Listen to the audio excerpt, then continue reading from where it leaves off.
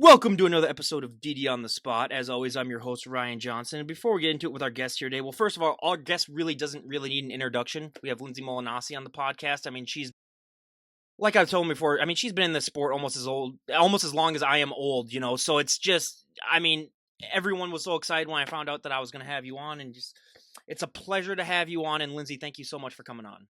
Well, thank you for having me. I was surprised when I saw that you had put something on Instagram, and I'm like, "What is this?" And then you're like, "Oh, by the way, I'm so and so," and I was like, "Hey, that's cool." So, thank you for having me. Oh yeah, well I was just because it gets to the point where like you message so many people and then you understand that some people just don't read all their messages because they get a lot, and I was like, well, I'm gonna try a different route. So I just tagged her in a thing on my Instagram, and then it came to be, and hey, I'm happy that it was, but I always start this off. What is the weather like in your neck of the woods today? Oh man, it's actually beautiful. It was beautiful today. It was like the 70s, but we're gonna get cold over the weekend. We're gonna get down to 37. Yeah, like I told her before, it's single digits here. So you know what? I'm just gonna hold my tongue while she says cold, really there. But no, that's Yeah, hey, right. I need some of that warmer weather to really sort of rub off on me. But I mean, I don't even know where to begin with you because like you've been in the industry for so long. Why don't you just first off give your backstory and how you got started in this industry and how it's evolved, as you've done this for decades. Well, okay. Let me just say how I got started in bodybuilding in general. I guess it all started in elementary school. I was really big on doing sit ups, push ups every weekend when I was a youngster, very young, like watching cartoons. And then when I was 12 ish, about to turn 13, I believe, I was in sixth grade, and the presidential fitness test, the very first year it ever happened, was when I was in sixth grade. And I kept saying, I want to win that. I want to win it. I told my mom I needed weights and a weight bench so that I could train for the presidential fitness test. And she was like, huh, maybe that'll get you out of my hair, right? That's what she's thinking. So I just kept begging her. I would tear out in the Kmart like advertisements, I would tear out the picture of the weights and I would put it on her desk. And then one day, right before Christmas, she was dragging the sand filled weights up to the apartment, and my brother was helping her. And then I was just like a kid in a candy store, like, oh my God, my weights, my weights. And then for my birthday, she got me a weight bench. And my brother was like, you get the best gifts. So he and I both used it, and I ended up winning the presidential fitness test that year and got a plaque and a savings bond, and it was like really a cool thing for me. The only reason I never won that growing up is that stupid flexibility thing where they had you push the thing down to see how flexible you were every year. So that just, yeah, that's the only reason there, right there. So, hey, good for you that you won that. And that's, that is, I even beat all the boys. yeah, yeah, that, hey, and plus what, yeah. And that's, so were you known then, like throughout school then as that girl that, like beats all the boys at stuff? Well, I think growing up, I was the girl that the boys would chase and hit because I was a little husky already. I had arms, but I didn't know that that's why they were doing it. I thought they didn't like me, but in reality was that they were like in love with me. Yeah. And I didn't know until I was much older, but they would always sit next to me when we had those photos, those class photos, and I'd be like, "Oh God, this sucks," But yeah, so as I got older, I appreciated it, but in elementary school, I hated it. So, when did you become aware of the sport of bodybuilding? Was that something that you were aware of even as a kid, or was it something that you had to wait until you were an adult before you really started to be more aware of the sport? Good question. I had no idea that there was anything of it. I always had this thing that I needed to go work out. I remember when I was young walking through the University of Maryland with my dad and seeing a weight room. And I was so young and I was like, Dad, I need to go in there. I need to go work out. And he looked at me, he's like, what? What are you talking about? You need to go in there. What is wrong with you? And I was like, it's the weight room, right? And he's like, yeah. And he kept walking. And so later, when I was able to get into high school, I went to a Catholic high school for part of my years, my junior and senior year.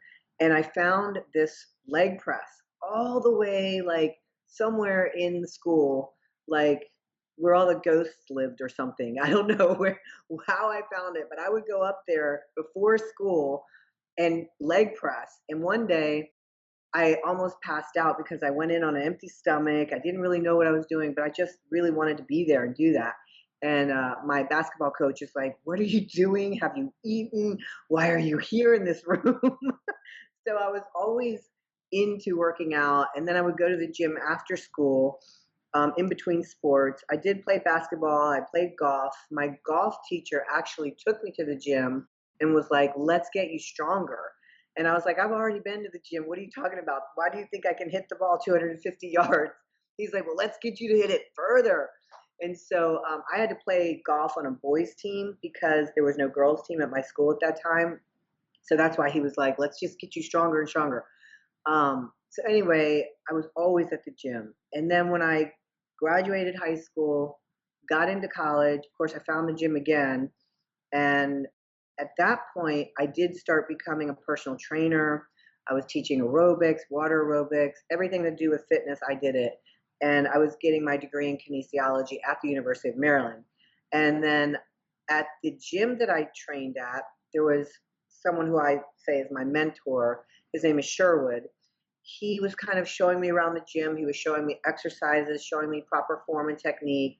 And one day I came into the gym and I'm like, "Hey, do you know anything about this? I keep getting this stuff in the mail. It's like something about registering for a competition, like a fitness show." And he's like, he smiles and he goes, "I don't know, but you better get ready." And I was like, "Oh my God, he signed me up for this show." And so, of course, I didn't want to let him down. And I was really kind of like, wow, this might be cool for me. So I ended up doing the show. It was my first fitness show. I didn't really know exactly what I was doing because I was just kind of like winging it, but I ended up placing third. I even made my own outfit. I choreographed everything, did my own music. And at that point, I was like, wow, I placed third and I didn't even know what I was doing. So 2 weeks later, I went into my first bodybuilding show and I placed first. So when I did the fitness, they were like, "You're already too muscular for fitness. So try bodybuilding and see what happens." And so that's why I jumped into the bodybuilding show and I placed first. But at that point, I just started going into all different shows in this like Virginia area, Maryland area, and then from there I went to the national level. And I just got bit. I started doing it from there. And when you were getting started, I mean, I love to talk genetics on this podcast because I hear this all the time. Everyone's on social media. "Oh my God, I want her abs. I want his arms. I want their legs." And I just want to strangle them and just be like, "You do not understand that if you work out just like that person and eat just like them, you're not going to look just like them." But whenever someone first gets started working out, they always have that one body part that really, really takes off that they don't have to train as much. And they have that one body part that just drags behind. They have to train to oblivion. My back was the thing that took off for me, but I'm also 6'3", so my legs and my lower body Phew. I Oh could my inject gosh. I could inject pure muscle into my legs and they wouldn't even gain an ounce. I mean, it's just it's not don't even get me started on calves. That's the one body part where it's just like I could do 10,000 calf raises and they won't gain anything. But what was one body part for you that really really took off when you got started, and what was one body part that you just had to drag into oblivion to get to catch up? Obviously my biceps, Good God, right? everyone! I mean, that's just ridiculous. Yep. Okay, so but I think I always had shoulders and arms from a kid. Like I look at my dad remarried. I look at his wedding pictures and I'm wearing this dress and you could just see my little shoulders and my arms and I'm like, "Oh my God, I think I was like 8, you know?" And my brother used to always be like, what did he call me? He said, I think he used to call me stocky. He's like, "You're stocky." And I'm like, "Stocky? What are you talking about?" But I would play throw up tackle with him and his friends. So I was always real competitive as a female against the boys when I was a kid. I was such a tomboy that all that exercise I was getting with him and his friends was making me more and more fit. And I didn't even realize it. And then when I got the weight set, what is the first thing you do? You pick up and curl, right? So that's all me and my brother would do. We'd get home from school and we would curl. We didn't know any other exercises. So obviously my arms and shoulders built pretty quick, but I think it's also a little bit genetics. The one thing that always lagged for me was my legs. I was a runner in school, and they wanted me to always run long distance. And I hated long distance. I like to sprint. I actually broke a record in a relay, 220 relay for sprinting. And then I'm like, I broke the record. Why are you having me run the 800? I'm like, that doesn't make any sense. But they needed someone to do it, so they were trying to get me to do it. But I I think I've always been upper body dominant. I played basketball, golf, everything with upper body. And so I ignored my legs until I decided to do fitness and get out of high school sports and college sports and do the bodybuilding thing. My legs grew pretty quick, but what happened was I think when I started learning what you needed to do to get the lowest amount of body fat, you're doing so much cardio that any fresh muscle wants to wither back away. So it's kind of like this thing where I would gain the muscle, then I would kind of lose the muscle, gain the muscle. So my lower body has always been the toughest for me. And then now that I'm older and can be lean year round, the leaning part is easy for me, but keeping that muscle is always a challenge. So, and then I just had this hip replacement. I was just about to ask her that too. I mean, she had a hip replacement and she's still, like she made a post about it that she didn't go to the gym for like a month and she still looks like that. So I mean, that's the benefit of being in this sport as long as it is that, that's able to happen. But yeah, what's the story behind the hip replacement and how did that all go? Well, I'm sure a lot of people want to know, but what happened was when I was getting my pro card last in 2020, I turned pro. I got ready in 8 weeks and turned pro in bodybuilding and women's physique, which was amazing, but I just immersed myself in it. But what was happening at the time, I found that I was having a hard time putting weight on my leg. By the time I had got to my competition, I had to like hold on to something to put on my suits. And my girlfriend's like, "What is wrong with you? Why can't you put your foot down?" And I'm like, "I don't know. I'm just going to get through the show and it'll get better, I'm sure." Well, it never got better. It ended up getting worse. I never stopped. I took like a week off and then I was like, okay, I'm going to prep for my next pro show. Well, in that time frame, I just felt like I was getting worse. And so I would take like some time off and then be like, well, okay, maybe I'll do the next show. And then it would get worse. And then I'd say, okay, I'll do the next show. And I did this all the way up through October. And then finally I'm like, oh my God, what is wrong with me? I'm going to go get an MRI. So I went back to my hip doctor and he's like, doesn't even believe me that I'm in so much pain. And he wouldn't give me an MRI. So I went to my doctor and I told her I think I tore a muscle. And she gave me the order to get an MRI. And in the MRI, they're like, oh my, you have necrosis of the bone, you have a bone spur, and you have arthritis that looks like a 70-year-old. And I was like, well, no wonder. So I am like, okay, no wonder I've been having such a tough year. So instantly I went to a hip specialist, got on the schedule for surgery, and I got it done December 3rd. I was not going to wait any longer. So, hold on. Tabby, that's enough. And everyone, I mean, she rescues animals and we'll get into that in a little bit. So, if we hear any animals in the background, That's deal why. with it basically. Yeah, she's doing God's work basically then. So, I have no complaints on that with her then. But what was that? I mean, what was that like coming out of the procedure? Because I mean, as someone who has spent most of their life just dedicated to working out, going a month long without being able to work out, how did you deal with that? No, I'm still dealing with it. This surgery was so much worse than I thought it was going to be because everyone's like, oh, it's nothing. It's easier than a knee replacement. And I'm like, what does that mean? It's easier than a knee replacement. So I was just basically not thinking about it. I was like, if I think about it, I'm not going to do it. So I just jumped into it, got it done. The day I came back, the night of the surgery, I zonked out. The next day, I'm freaking the hell out. I'm calling my doctor and it's a Saturday. And I'm like, why did I have surgery on a Friday? There's no one at the office. I'm freaking out. I mean, my knee was like the size of a melon. My quad was non existent. I couldn't even see it. It was like so shocking to me, like they had just destroyed my leg. And my hip was all deformed. My butt wasn't even existing. And this is the next day. So I'm freaking out. I'm like emailing people, leaving messages, and on Monday morning they're calling me. Are you okay? What's going on? I'm like, no, I'm not okay. I'm in so much pain. I don't know. I didn't imagine it was going to be like this. And they're like, listen, stay on the medicine. I'm like, I'm on the medicine.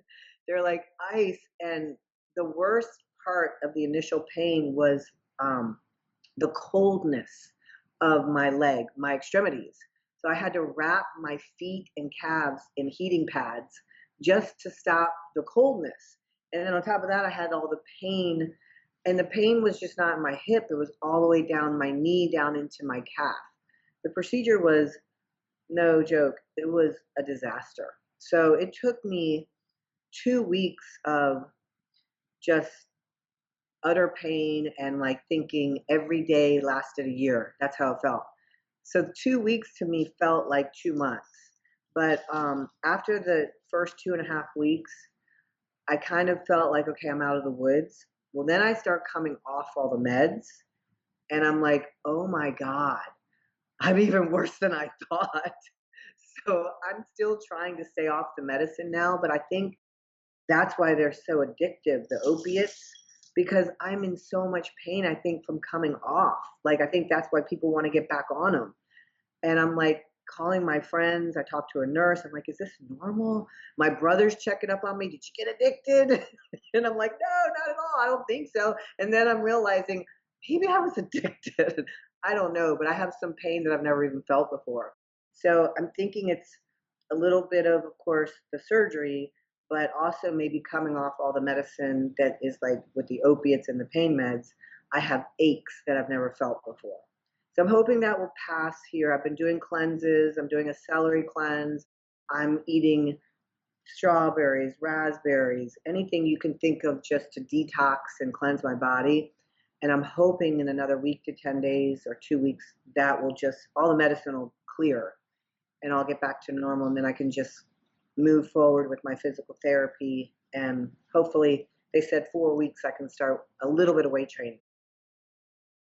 Well, you must have a calendar then that you're counting down the days then, basically. But I mean, before this, like you're talking about, you just won your pro card in 2020, and that was like what 25 years without getting a pro card.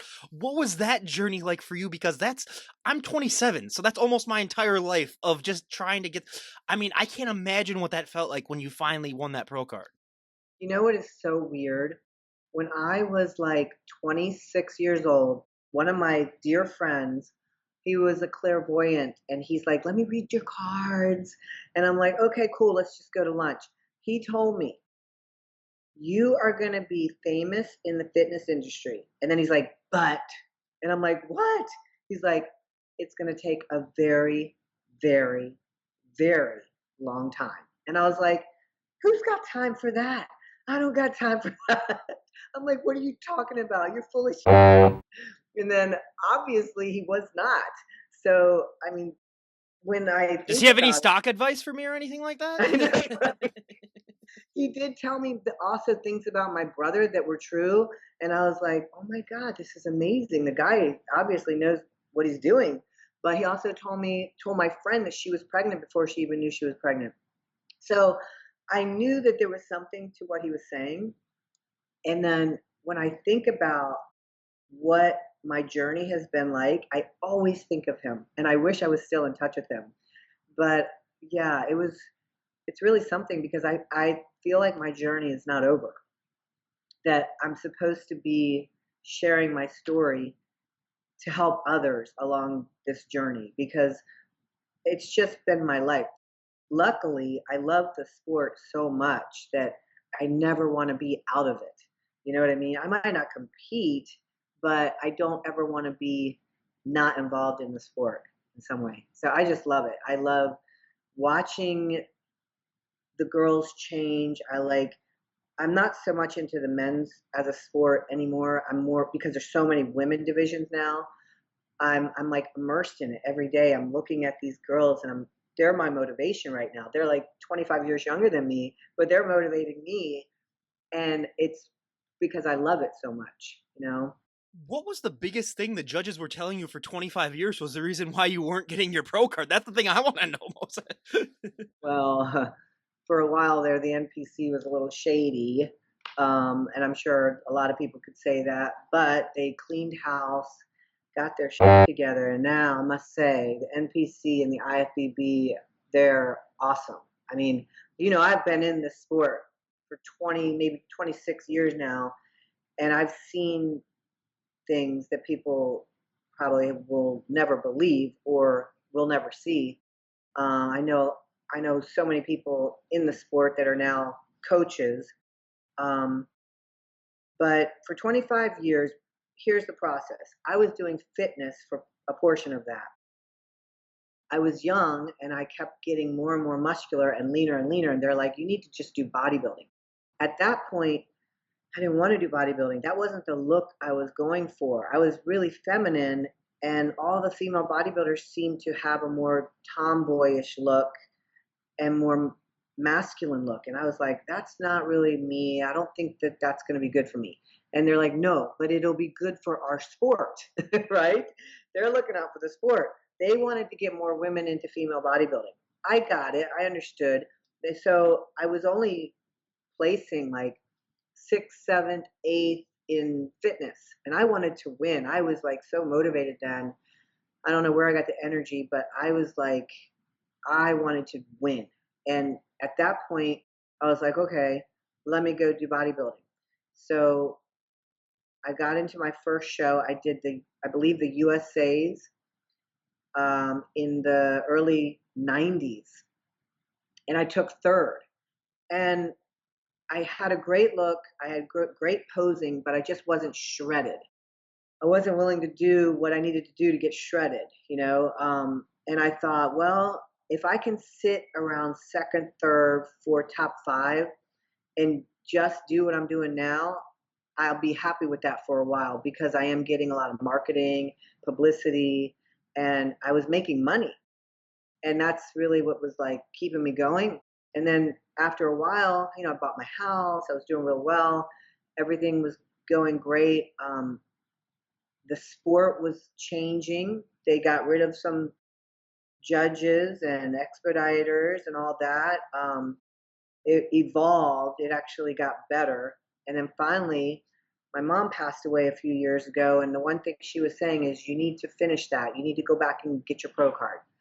Because I was taking care of her. And when you take care of your mom, you bring cookies in the house, you bring pizzas in the house, you you do things for your mom that make her happy, right? So it was a little harder for me to focus. I was carrying a little bit more weight then. But then after she passed, I was like, I cleaned house, got back to my way of living, and I was like, wow, I'm getting so lean and I'm not even doing anything. So I talked to a medium because I needed some closure. And when I did that, my mom came through like crazy and she's like, you need to go do this. You need to finish this. And that year, boom, I did it. And it was like, it came so easy to me. It was amazing. And I feel like it was my mom watching over me. So I also immersed myself in it. Like I was like, okay, I'm going to bring a package this year that I probably won't be happy with because I'm just going to go with what the judges need for me to turn pro. None of this anymore. I'm not going to come and look my pretty best or feminine best. I'm just going to go with what I know that I need to do to turn pro. So I did. I came down to 125, which, oh God, I don't ever want to be 125. But I did. I turned pro. I got 5 pro cards, which is unheard of. And then I went into my first pro show at 125, 126. And let me tell you something, my coach was not happy. He was like, what are you thinking? Are you crazy? And I'm like, maybe I'm crazy, but the thing is, I don't know what's going to happen after this year. I knew I was having some issues with my leg. I didn't know, you never know what's going to happen, right? So I was like, listen, I can go from a flight from here to Atlanta, get on stage in 3 days, and at least say I did a pro show. So I did. He suggested I do bodybuilding. I wanted to do women's physique, but bodybuilding was where Wings of Strength has stepped in. And so he was kind of like pushing, thinking that would be more good for a career move. But for me, I'm like, I want a place. But I listened to him, and now I'm kind of kicking myself because I did okay. I was shredded, but I did not have the size. I knew that. Everybody knew that that was there. I couldn't eat the size on. My metabolism, my adrenaline was going from earning pro cards. I was just burning everything up that I ate. I was eating so much food, I couldn't even put more weight on.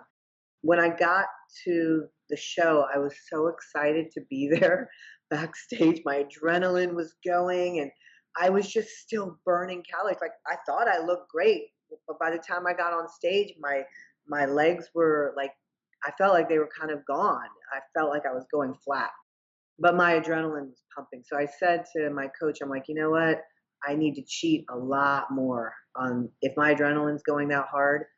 But it could have just been everything with me getting the 5 pro cards. You know, you're on a high for like weeks, right?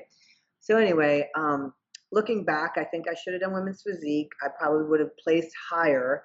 I would have fit in a little bit better, but it at this point, I'm just so happy I did the show. I was able to see how it was run. The pro shows are awesome. That Chicago Pro show is an amazing show. So I would do that again in a heartbeat. But the other thing I learned um, through turning pro is that you need to do your homework. You need to find out who the judges are that are going to be judging you. And some judges love mass and some judges love aesthetics. Well, I need to be in front of those judges that love aesthetics because I am not trying to be massive. It's just not my look. It never has been. I don't have an off season. I'm pretty much in shape year round.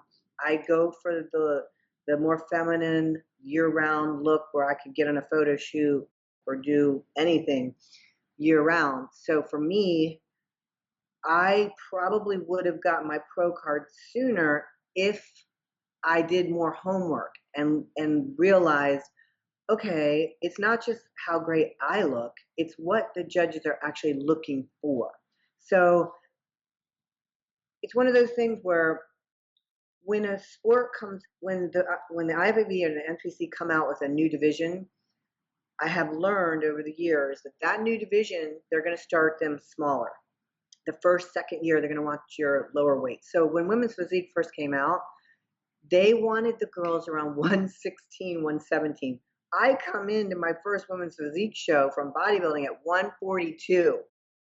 And I was like, wow, this is insane. They still placed me like seventh. I couldn't believe that they even placed me seventh. But I do have a lot of good things going for me. My posing, my routines, um, I guess my shape and everything. But the girls that were winning were 116. One of them was my client.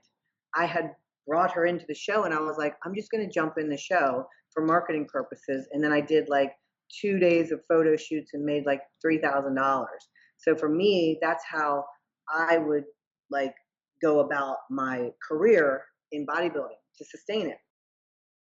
But anyway, uh, over the years, I had not been listening to what I needed to listen to as far as what the judges wanted, and I think that was what was prolonging me from getting my pro card right away. I mean, because like I've looked at some of those old videos that you posted on your YouTube, and I was like, how is she not like giving the Olympia a run for her money, basically at this point? So that's and but the thing that I love most about that story of yours is that I have so many guests on here that they either win their pro card in their first show or they win it within like their first year, and they don't seem to appreciate it as much as the people that it really takes the time to. So, I mean, that's just so inspiring. But out of that 25-year journey, my favorite thing that I found about you when I did my research, you arm wrestled Steve Harvey. How did that come to be? Like, that was awesome. Like, I saw that clip and I was like, okay, that's awesome. Okay, so this is such a cute story. Steve Harvey is so funny, such a cool person. Well, the producers asked me to interview for a show, and they didn't really tell me exactly what it was, but come to find out, they picked me after I did like several interviews. And then they told me, okay, we would like to fly you out tomorrow. It's for a dating show. You're going to basically be in front of 3 different guys. You're going to be able to interview them, and then you'll go on a date with the one that you pick. And I was like, just me? There's not other girls going to be there?" And they're like, "Nope, just you. We just picked you." And I was like, "Okay, that sounds fun. All right, I'll fly out tomorrow then." So I did the show. It went really well. They put you in a green room and they're like, here's what you are going to say, here's what you're not going to say. They're real particular about everything. And I'm like, oh my God, what if I forget something? And they're like, no, Steve's really good. He'll kind of line it up for you. Don't worry. So the show went great. The person I picked was really cool. We actually knew some of the same people. And then they called me, I think like 2 months later, and they're like, hey, we would love to have you back on the show again, to arm wrestle Steve Harvey. And I was like, hell yeah. So when I got there, I was like, okay, so what do we do? Where's the green room? Are we getting in the green room? Are you going to tell me what I'm not going to do, what I can do? And they're like, no, you're just going to go out there and be you. And I was like, oh, oh, okay. Just please don't break Steve Harvey's arms, though. It was pretty funny because I was kind of like, all right, well, I guess I'm just going to be myself then. And then we just hammed it up, both of us had a good time. So that was a lot of fun. Yeah, that was awesome. I mean, I saw that clip and I was like, okay, yeah, that just seems awesome. And yeah, out of all the people who do it with Steve Harvey, I mean, that would be one of the ones to do it. But I mean, just in your 25 years that you've been in the sport, or like 26, like you said, what have been some of the biggest changes that you've seen? Because bodybuilding is such an ever evolving sport where even every year things seem to change, not drastically, but they make, changes all the time. If you were to look at like, the Miss Olympia from, in the 90s when you started as to where they're at now, I mean, the criteria is vastly different from where it was at. Well, let me back up. If anyone wants to see that Steve Harvey clip, you can go to my YouTube page. It's CSEE Lindsay Live. Now, as far as the sport, um, gosh, I was coming into the sport when Kim Chavesky was like Miss Olympia. She was the biggest freak. Like, it was intimidating just to even be around her. I would stand right next to her and I'm like, oh my God, she's huge. She's vascular. Like, they had to do something to tame it. So, they removed female bodybuilding for a while, unfortunately. I think they could have done it some other way. Unfortunately, Jake Wood has really brought it back, bringing it to life, putting a lot of money into it that nobody ever thought would happen. But I do recall like 10 years ago them telling me this was going to happen. I was doing photo shoots with Wings of Strength, and they kept saying, we're going to try to do this. We're going to try to bring bodybuilding back. We love it. Stay with it. Don't get demotivated. And he finally did it. And now what they did, what I've noticed, they were bringing the female bodybuilders in softer. So to entice the women to do it, like, oh, it's not so hard. You can be a little softer. So even when I went to the Chicago Pro, they were not awarding the most lean girls. The girl that won was a little bit softer. The girl that the first and second girls were a little bit softer and more feminine than some of the other girls that placed in the top five, which you kind of have to do that to entice other women to get into the sport. That's exactly what happened when I was told to do female bodybuilding 20 years ago. They're like, we need someone feminine. We need you to get in there so that other women will see you and want to do it. And I was like, wow, this is weird. Like, I just, I wasn't really putting it all together. But then when I started competing and I was placing so good and not even being shredded, I was lean, obviously, because I was always in shape, but I wasn't like shredded, like hardcore. I just wasn't willing to do that at that point. But it's one of those things where now looking back, I see how the sport works. But when I was in it and trying so hard to turn pro, I didn't take the time to learn my sport, which was not smart, And so now I tell my clients and my athletes, listen, we have to learn your show. We got to see who the judges are. We got to have you go meet them, go talk to them, see what they're looking for, and make sure we come in prepared in that respect. And the judges appreciate that. They love that, But I have a good rapport with Sandy, Williamson. It was Sandy Rinaldi when I was growing up in the sport. And I would always email her. I didn't care about anyone else. She was the one that I went to after every show. And she knew that I would always send her an email, whether it was a month later, 6 months later, whatever it was. I was always going to shoot her a message and be like, okay, what can I do to be better? And she would always say, just get tighter, get a little tighter, a little tighter. So this show, when I finally turned pro, I was like, I'm just going to listen to what Sandy has always told me. I don't care if I have to sacrifice muscle. I'm just going to bring in that tight, tight look. I can do it. I just have always wanted to like save my muscle. So I did it, and that's what helped me turn pro. It was just one of those things. I just had to listen, you know? And that, for a lot of people, that's one of the hardest things, to just finally just be like, hey, maybe I need to, just sit back and, just listen to other people. But I got 2 questions before we go into your animal rescue. The first one is, what the hell do you do for arms? Because honestly, like, the gym bro in me is like, come on. Like, if I look like that, you kidding me? It could be negative 20 degrees here and I would go sleeveless. I don't even care. I mean, These are that's just absolutely ridiculous. Like, what do you do for that? Because the gym bro in okay. me is just like, I I need the haven't been secrets. trained. I haven't trained in 6 weeks, 7 weeks. But I will tell you, when you put your weakest muscle part at the beginning of the week, so you have 2 days off, you hit that muscle, then you give yourself a day off to rest, it's going to grow. Okay. But what a lot of people do is they'll take 2 days off and then they'll go Monday, Wednesday off, or they'll go Monday, Wednesday. I'm sorry, not Monday, Wednesday, Monday, Tuesday off, or they'll go Monday, Tuesday, Wednesday. You don't give your body enough recuperation time to grow. So you have to be smarter. And as I've gotten older, I was only training 3 days a week. I trained 3, maybe 4 days a week and turned pro. And it was the best thing because I needed the recuperation time. As you get older, you need that anyway. But I think so many people overtrain. We go to the gym 6 days a week and we think that that's what's going to work. But it's not really always the case. I mean, unless you're doing like some medicine or some steroids that we don't know about.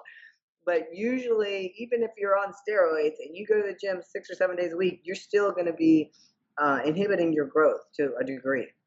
Rest is the key. So if you want to bring out your arms or bring out your legs, you need to train that with plenty of rest before and after. And you have to eat. Oh my God, yeah, the eating, that's the one thing that most people do not understand, is that you're going to have to eat more than a lot of times. Than even if you were obese before, you will probably have to eat a little bit Yeah. more than you were then. And that's just, that's a whole nother thing. But I mean, the rest too, I mean, how do you deal with the whole rest thing? Because sleep, that is the one thing that, as you can tell, I'm a little bit hyperactive. So sleep and me sometimes don't have the best relationship possible. But how do Right. you deal with that? Because being a bodybuilder, I mean, sleep becomes so much more important than it would, even though it's so important just being an average person. I must say that now that I've been doing animal rescue, it's a lot more difficult for me to get the rest that I need. But when I know I need the rest, I will sleep for 10 to 12 hours. Like if I've had a long week where I'm only getting like 6 or 7 hours of sleep for several days in a row, I'll just take my next day off and sleep as much as I can because that's the only way that I can let my body recuperate. Sleep is so important, and when I don't get it, I feel it. And I'm sure a lot of people are the same way. But with how crazy people's schedules are with traffic, sitting in traffic, and your days become so long. It's even hard to fit in a workout, let alone prep your meals for the next day or prep all your shakes or whatever you're doing. But I won't detract from my meals or my shakes just to go to sleep. I have a schedule and I will stick to that schedule. And if I don't get to bed until 2 a.m., like I went to bed at 2 a.m. last night, and I just stick to that same schedule, get all my stuff done, and whenever I get into bed, I get into bed. So some nights I might get 6 hours, some nights I might get 10 hours. I just have to make it up when I can. Which, I'm one of those people where I can't even take naps because I mean, I just sit there and I close my eyes, and that's the best I can do. I don't fall asleep or anything, but I mean, I always like to say, like, let's be honest, female bodybuilders, I mean, you're not the average looking woman. And I always find it so fascinating that, like, if you were to walk out in public, I compare it to being like a mini celebrity where it's just like you're gonna draw people's attention. It's just human nature. Being that you've been in this sport for so long, what has that relationship been like for you? Has it gotten did it get easier for you as your career went on to sort of, get used to the fact that you are gonna draw more people's attention and you are gonna, stand out a little bit more? Yeah, I think as I became more and more muscular, I did. I mean, I've had guys come up to me in the grocery store parking lot and just grab my arms, and I'm like, okay, you know that Which I'm gonna say, everyone, don't do that ever, really. Let's be don't do honest. that. Yeah, yeah. But yeah, I'm kind of like, okay, I can laugh about it because I know I could probably kick their ass anyway, so I'm not going to be scared. But I think for me, I don't even tend to notice it. My best friend used to always tell me she would love to like stay back about 10 feet when I would walk, and I wouldn't even know that she would be like lagging back.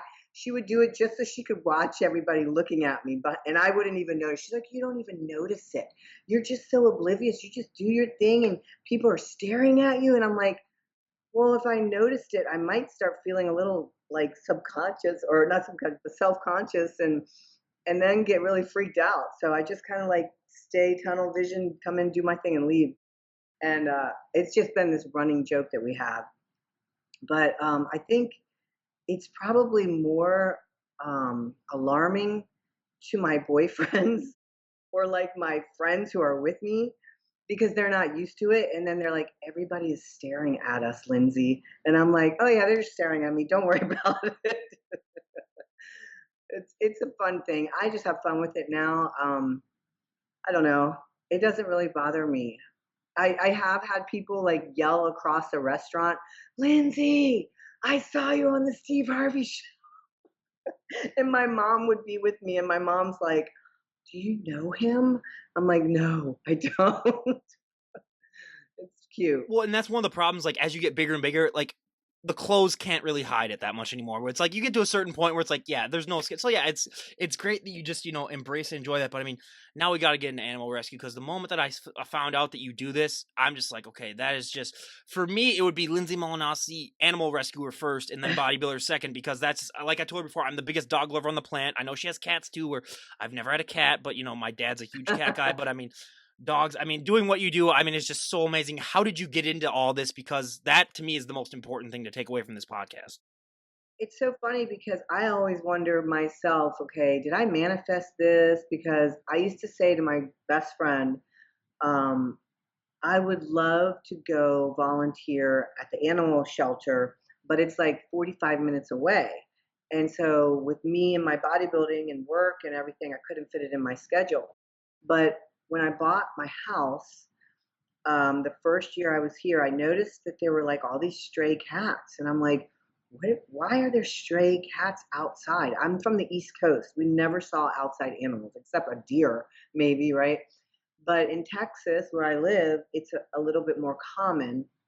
And unfortunately, people even let their cats go when they have to move sometimes. They just let them outside and be like, okay, survive on your own, which is so rude. That actually happened in my neighborhood, and I had to save this one little poor animal, and she ended up getting sick, or she was sick, and I didn't know, and I took her in and spent all sorts of money on trying to get her better, and then she ends up dying because she had this terminal illness. But that was just one animal. But the main story is I took in this one animal because she got mauled by a dog across the street, I guess. It broke her jaw. And I was like, oh my God. She ran to my house and was sitting outside my front door because I used to feed her. And I was like, oh my God, I gotta rush her to the vet. She used to never let me pick her up, but that morning she let me pick her up, took her, got her jaw surgery, brought her home. And then I was like, okay, she has kittens.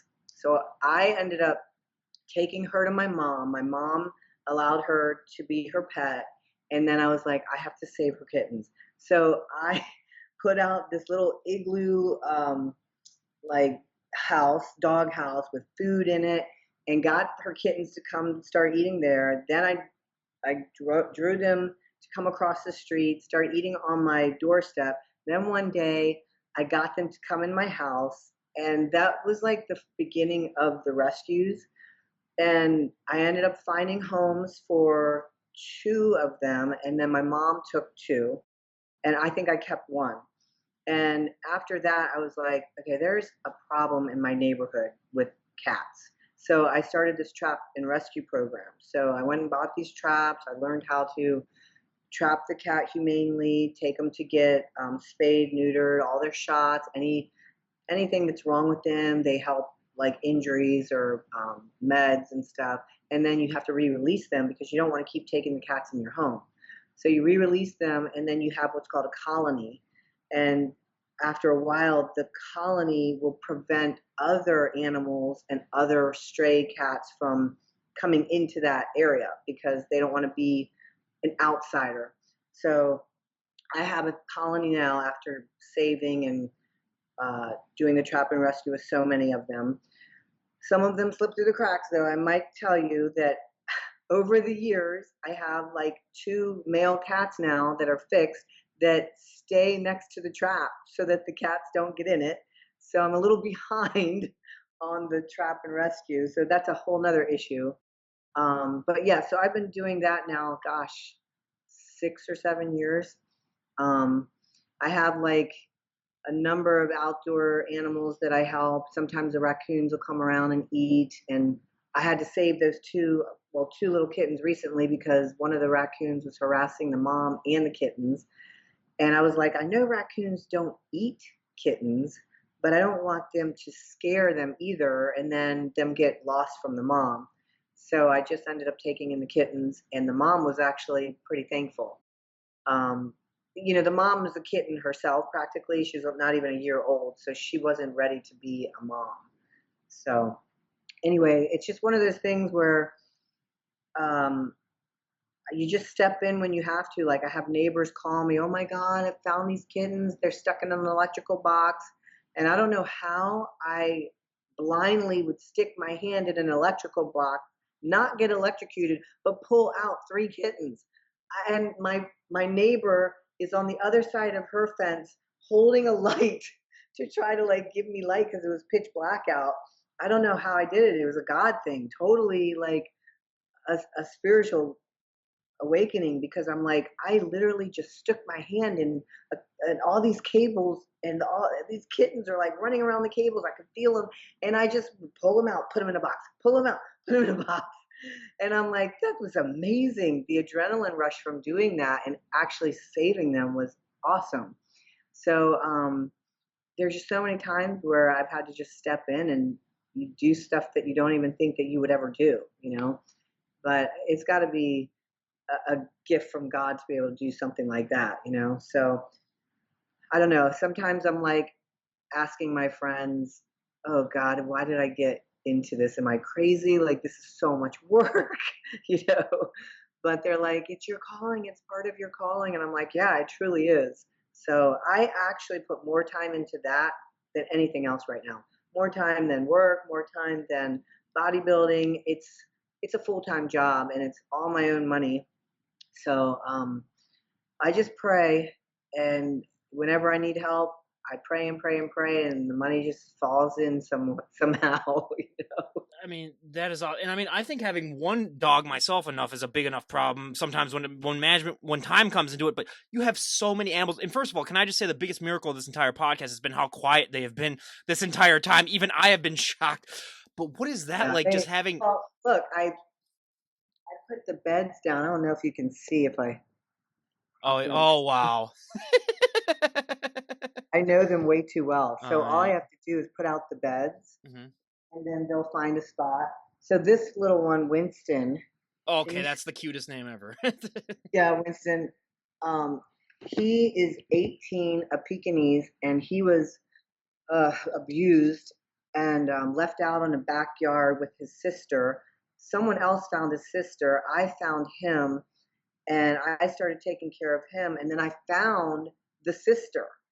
And so we tried to reunite them, but the sister had such bad heart issues that they were both kind of like, oh, yeah, there you are. Are you okay? Like, they weren't really like lovey dovey or anything. You could tell she was like ready to go. It was kind of sad, but he's thriving. He's sprinting now, and he's 18. He's having a hell of a time here with all the other animals, which is great. He's legal now, but I mean, what is that like having a house with so many animals in it? Because I can imagine it can get hectic at times. Oh yeah, I mean, every day is hectic to a degree. So I've All it got, takes is one of them barking, and then all of a sudden, all of them just join yeah. in. Oh, they do. They all join in. It's like when one wants to go out, then they're all running out. And Dora, one of my dogs, had ACL surgery this year. One of my other dogs had eye surgery, and then I had my hip replacement. So here I am paying for three different surgeries in 2021, right? It's just been 2021 was hell. I'm just ready to put it behind me. But then I find out, I take her for her follow up, she tore the other ACL. And I was like, listen, there's no more money, dude. Let me just tell you, she's going to have to suffer for a while. And I said, is she in pain? He's like, no, she's not in pain. Just do things when you can do it. I said, I'm trying to recover myself. I go, I got to take care of me and I got to get back to work. And he's like, I get it. I get it. I get it. But, yeah, it's just like always something coming up when it comes to animals, So I have had to put a lot of my own stuff on hold, and I don't know. It's one of those things where like um, I'm just lucky that my friends are so loving to not just me but all my animals as well. So when they come over, they're just like so loving to my animals, and most of my friends are animal lovers. I really don't associate with people that are not. You I know? honestly don't get people when people say that they aren't. I was like, what happened to you as a kid then, or something Yeah, like that? Because right. it's like, what's wrong with you, really? I never got that. Yeah. Yeah. Well, I have had clients be like, you need to get rid of those animals. I'm like, and that is why we are not friends. We are just on a professional level. I'm like, I could never date a guy like I was the that. kid at sleepovers who would spend more time with the dog than with than with the kids there. Okay, I'd be the one with the dog in the corner just giving it a belly rub or something the whole time. So I've always been that way as a kid. Like I would go to my girlfriend's house. I'm like, "Where's your cat?" And I remember in like high school being that way. But when I got older, my girlfriend lived in this house off of a lake. It was beautiful, and she would always feed the ducks. And I'm like, "Isn't that a lot of work? You have to come out every single morning and feed them, and every night." And she's like, "Not really. It's not that big of a deal." And I'm like, "Okay." And now look at me. I I was just about to say devote. that. I was like, geez, if only It's you had like that fortune. If only you had that fortune teller back then. I I mean, if know only if you could you have could have told you. told me. Oh my God, that's so funny. Yeah, but we actually adopted this little duck. We called her Maybell. She had this hair, like these feathers that would cover her eyes, and she was a little slow, like not all with it. So we would have to pick her up and trim her feathers so that she could see, and she would let us. And it is like the funniest thing. We always like laugh about it. We would get pictures with her. I mean, who in their right mind would trim a duck's hair, right? Or feathers? Yeah, so my best friend obviously is into animals. She's actually adopted one of the cats that I had for adoption, trying to help me out, which is sweet of her. But yeah, I surround myself with other people that love animals, so it's all good. What's your favorite part of the whole animal rescue process or this whole journey? Um, you know, seeing how happy they are when you do save them, like the first couple weeks, you're like, okay, are they going to freak out? Are they going to panic? Are they going to get along with the other animals? But when you see it all come together and all the animals are like just getting along so well, like cats and dogs, it's to me, it's pretty amazing. It's almost like they're just so happy to be here. They just want to please me, you know, and they they just love their home. My friend calls it pet paradise. Oh my God. He does say, well, I think you need to balance your time a little bit more. It's getting a little out of hand. I mean, if all else fails, you do have just a plethora of weights that you use in the animals. Then as if all else fails, then so Yeah, of there's course. that. Of course. But It's funny. I mean, two of the questions that I love to ask before we wrap things up here. I mean, going back sort of into bodybuilding. I mean, if there was one thing that you could change about the sport and everyone would go along with it, what would be one thing that you'd like to see changed? I think it not be so hardcore. It's a hard sport. It's hard. I mean, I guess it's got to be hardcore if you're going to be the best and the elite. And I get that because I feel like I'm there, but it takes such a precise, not just diet, but precise amount of knowledge not to hurt yourself. You have to be very, very careful. And that's the only thing that I get concerned about with this sport. And sometimes you have to take the more conservative approach over being the best. If you're not at 100% or even 110% that show, I've had to do that on a couple shows where suddenly my heart starts racing because I ate too many carbs. I hadn't eaten carbs in 8 weeks, and I don't feel like I could take a diuretic or anything. And I mean, granted, I don't even do that many diuretics, but even a quarter of a diuretic when your heart's pumping like crazy trying to figure out what you just ate, it's kind of scary. So I've always been a little more conservative, and that's probably also another reason I've taken the longer approach. But look at me, I'm healthy, I'm alive, and I don't even look my age. So for me, I'm just happy that I can still be in a sport that I love 25, 30 years later. So if I had to go more conservative and maybe not get a pro card here and there, I'm fine with that. It is a tough sport. It's really tough. And the other thing is, I think we should be compensated more for all the sacrifices we make. I mean, if you look at it, we are the entertainment. If it wasn't for us, there would be no NPC or IFBB. And I feel like that top 10 at any pro level should be getting something out of it. And they're not. It's like the top three. And in the females, you might make $3,500. That's really not that motivating because I'm going to spend $5,000 to get there. My hotel and my airfare is going to cost me $2,000. The week of my pro card, when I went from getting my pro card to then going to Atlanta to the pro show, I was gone 8 days. I think I spent $6,000. Yeah. And nobody says, well, you spent 6,000, but you're going to make nothing. you know, it's like, why aren't people pointing this out? Why aren't these women who are winning saying, okay, thank you for the $3,500, but I just spent 10,000 to get here.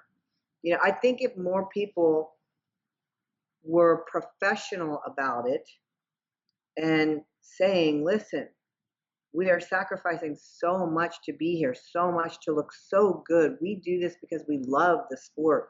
But come on, you're making so much money. We're not stupid. You've been in business for so long. Like, just give a little more back because you know what? You'll be rewarded in heaven because this life ain't this life. You know what I'm saying? Like, I do this pet rescue every freaking day of my life, whether I want to or not, because I'm being a better person. Not for here, but for there. You know what I'm saying? I'm doing it for that. And I'm lucky to be doing bodybuilding. I'm lucky to have my health and be doing what I love. That's just what I love to do. It's no longer like a career or I have to go chase a pro card to make money because you just don't. You do it because you love it. I mean, I've always said too, like, if you're a pro, you should not have to work like an average 9 to 5 job. Like, they should make it where that should be just your career then, because people do not understand. I mean, I've said this a million times, but I tell people, it's like, yeah, I have bodybuilders on the podcast. People just go, oh, those are people that just work out a lot and they go on stage and they pose. And it's like, you got about 1% of it, maybe 1% of it out of all this stuff. Like, there's so much more of this. And like you said, the expenses, yeah, too. People are like, oh, yeah, they won $3,500. And like you said, no, you didn't. You did not win $3,500. You lost whatever X amount of money that you spent on. I mean, it's just so, like, and that's why I've always said, like, yeah, it should be like so much more financially supportive too, because just, yeah, the amount of time that people put into this sport, I mean, it's more than like, unless you're literally working, you know, like 90 hours a week, you know, these people put in more, and it's all the little things too that add up to the stuff that we don't see that goes on behind the scenes as well. That is just, it's ridiculous. Yeah. Well, and I will say this, when I was competing before, I would line up like tons of photo shoots, but that's when photographers were paying 350, 500 a shoot. Now they want to pay you like $100. And then they want to plaster your stuff not just on their site to make money, but they want to sell your stuff to other sites to make money. So then you're plastered all over the place and you made $100 to $200, and the pros are doing that. They're accepting it because they don't understand that when I was doing it and making the most money out of it, I was getting a lot more money. You know, they were handing it to me left and right. But that's the only reason I kept competing and not worrying so much about placing, because it was a career. I knew that if I did a show, if I showed up and I was in pretty damn good shape, I was going to get a ton of photo shoots just because of my name. It didn't matter how I placed. I was going to make more money the day after the show than I would if I was a pro going into a pro show. But times are changing because now social media, the women are showing all their skin on social media for free. They don't even realize that they could have been making money. To me, social media has really messed up the ability to make money in photo shoots for professionals like myself Well, and in now if you body. post one thing, yeah, it's going to be on there forever, and it's going to be on 15 other sites, and you're just like, oh, okay, wow. So yeah. It's crazy. I tell my friends jokingly, I'm like, yeah, Instagram messed up my income. And they're like, what do you mean? I'm like, I used to make such good money doing photo shoots. And now I can't even really get any money for a photo shoot because all these girls are posting their ass and this and that on their thing for free. It's like soft porn on Instagram for free.